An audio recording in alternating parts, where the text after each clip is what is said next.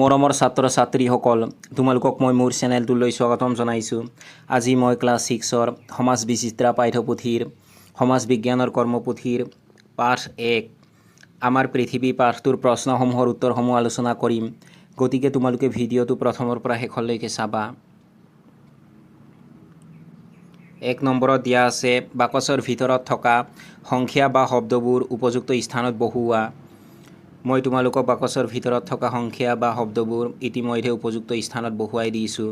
ক নম্বৰত দিয়া আছে পৃথিৱীৰ এনে কি বিশেষত্ব আছে যিটো আন গ্ৰহত নাই। তোমালোকে বাকচত লিখিবা ইয়াত জীৱ আছে। খ নম্বৰত দিয়া আছে উত্তৰ মেৰু আৰু দক্ষিণ মেৰুত অক্ষৰেখাৰ মান কিমান। তোমালোকে বাকচত লিখিবা 90 ডিগ্ৰী।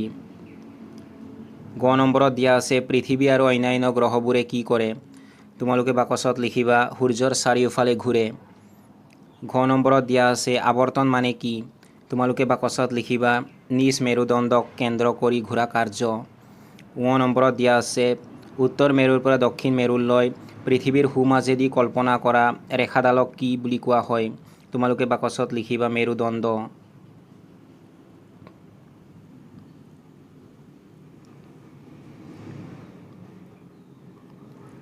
2 নম্বৰত দিয়া আছে তলত দিয়া আভাস অনুসৰি শব্দ শৃংখলটো পূৰ কৰা। এই শব্দ শৃংখলটো মই তোমালোকক ইতিমধ্যে পূৰ কৰি দিছোঁ। থিয়কৈ ক নম্বৰত দিয়া আছে পৃথিৱীৰ কেন্দ্ৰৰে পাৰ হৈ যোৱা ৰেখা। ইয়াৰ উত্তৰ হ'ব মেৰুদণ্ড। তোমালোকে ক নম্বৰত থিয়কৈ লিখিবা মেৰুদণ্ড। গ নম্বৰত দিয়া আছে সৌৰজগতৰ এটা গ্ৰহ। ইয়াৰ উত্তৰ হ'ব বৃহস্পতি। তোমালোকে গ নম্বৰত থিয়কৈ লিখিবা বৃহস্পতি। ঙ নম্বৰত দিয়া আছে 23 ডিগ্ৰী 30 মিনিট উত্তৰ অক্ষাংশ। ইয়াৰ উত্তৰ হ'ব কৰ্কট ক্ৰান্তি। তোমালোকে ঙ নম্বৰত থিয়কৈ লিখিবা কৰ্কট ক্ৰান্তি। এইফালে লিখিবা কৰ্কট ক্ৰান্তি। দ্বিতীয় 6 নম্বৰত দিয়া আছে উপগ্ৰহবোৰে নিজ নিজ গ্ৰহক প্ৰদক্ষিণ কৰা পথ। ইয়াৰ উত্তৰ হ'ব কক্ষপথ। তোমালোকে দ্বিতীয় 6 নম্বৰত থিয়কৈ লিখিবা কক্ষপথ। খ নম্বৰত পথালিকৈ 66 ডিগ্ৰী 30 মিনিট উত্তৰ অক্ষাংশ। ইয়াৰ উত্তৰ হ'ব সুমেৰু। তোমালোকে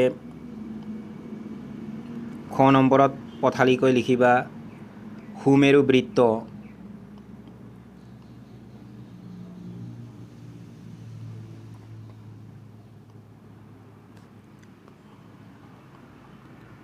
ঘ নম্বৰত দিয়া আছে পৃথিৱীয়ে নিজ মেৰুদণ্ডত ঘূৰি কৰা গতি। ইয়াৰ উত্তৰ হ'ব আহ্নিক। তোমালোকে ঘ নম্বৰত পথালিকৈ লিখিবা আহ্নিক।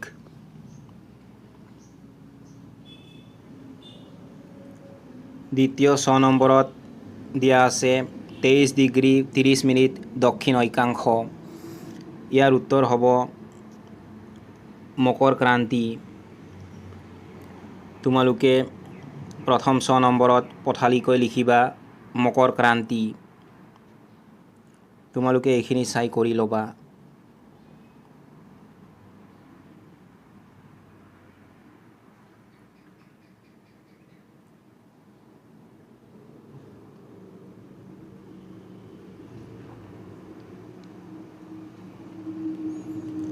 তিনি নম্বৰত দিয়া আছে আমাৰ পৃথিৱী পাঠটোৰ 2 নং পৃষ্ঠাত থকা চিত্ৰ 1.2 চাই তলৰ প্ৰশ্নসমূহৰ উত্তৰ কৰা। ইয়াত দিয়া প্ৰশ্নসমূহৰ উত্তৰবোৰ মই তোমালোকক ইতিমধ্যে বাকচত লিখি দিছোঁ। ক নম্বৰ প্ৰশ্নটো হৈছে সূৰ্যৰ আটাইতকৈ ওচৰত থকা আৰু আটাইতকৈ দূৰত থকা গ্ৰহ দুটা কি কি। তোমালোকে বাকচত লিখিবা সূৰ্যৰ আটাইতকৈ ওচৰত থকা গ্ৰহ বুধ। আটাইতকৈ দূৰত থকা গ্ৰহ হৈছে নেপচুন। খ নম্বৰ প্ৰশ্নটো হৈছে ছবিখনত কোনটো গ্ৰহ আটাইতকৈ ডাঙৰ দেখিছা। ইয়াৰ উত্তৰ হৈছে বৃহস্পতি। তোমালোকে বাকচত লিখিবা বৃহস্পতি। গ নম্বৰ প্ৰশ্নটো হৈছে সূৰ্যৰ পৰা দূৰত্ব হিচাপত আমাৰ পৃথিৱীৰ স্থান কিমান। তোমালোকে বাকচত লিখিবা তৃতীয়। ঘ নম্বৰ প্ৰশ্নটো হৈছে কোনটো গ্ৰহক আঙুঠিয়ে আগুৰি আছে। ইয়াৰ উত্তৰ হৈছে শনি। তোমালোকে বাকচত লিখিবা শনি। 9 নম্বৰ প্ৰশ্নটো হৈছে কোনটো গ্ৰহ দেখিবলৈ ৰঙা? ইয়াৰ উত্তৰ হৈছে মংগল। তোমালোকে বাকচত লিখিবা মংগল।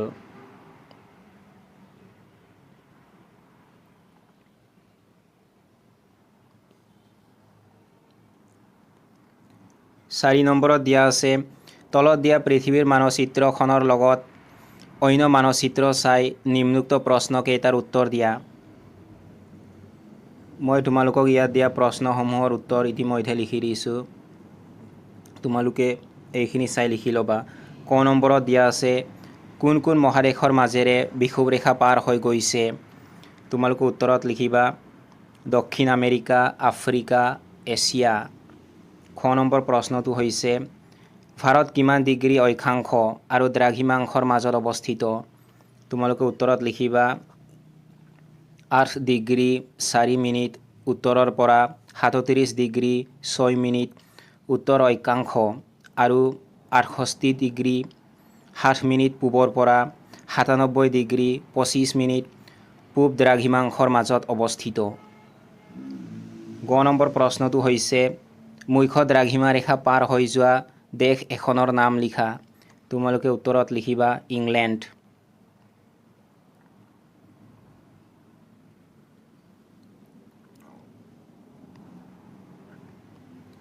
5 নম্বৰত দিয়া আছে তলৰ তালিকাখনলৈ মন কৰা। ইয়াত 4টা স্থানৰ অক্ষাংশ আৰু দ্ৰাঘিমাংশৰ মান দিয়া আছে। স্থানসমূহৰ অক্ষাংশ, দ্ৰাঘিমাংশ আৰু দিশলৈ লক্ষ্য কৰি তলৰ প্ৰশ্নবোৰৰ উত্তৰ দিয়া। মই তোমালোকক ইয়াত দিয়া স্থানসমূহৰ অক্ষাংশ, দ্ৰাঘিমাংশ আৰু দিশলৈ লক্ষ্য কৰি ইয়াত দিয়া প্ৰশ্নসমূহৰ উত্তৰ ইতিমধ্যে লিখি দিছোঁ।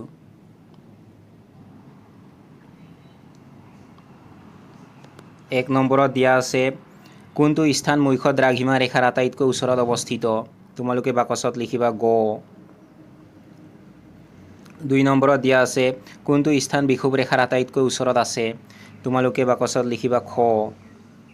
3 নম্বৰত দিয়া আছে সুমেৰুৰ ওচৰত অৱস্থিত স্থান কোনটো? তোমালোকে বাকচত লিখিবা ক। 4 নম্বৰত দিয়া আছে কুমেৰুৰ ওচৰত অৱস্থিত স্থান কোনটো? তোমালোকে বাকচত লিখিবা গ। 5 নম্বৰত দিয়া আছে মকৰ ক্ৰান্তিৰ ওচৰত থকা স্থান কোনটো? তোমালোকে বাকচত লিখিবা ঘ।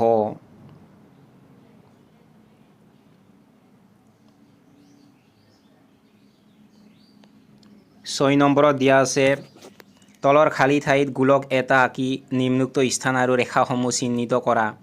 মই তোমালোকক এটা গোলকত ইয়াত দিয়া স্থান আৰু ৰেখাসমূহ চিহ্নিত কৰি দিছোঁ। তোমালোকে এইখিনি চাই ইয়াত দিয়া খালী ঠাইত আঁকি সেই গোলকটো আঁকি ইয়াত দিয়া স্থান আৰু ৰেখাসমূহ চিহ্নিত কৰি ল'বা।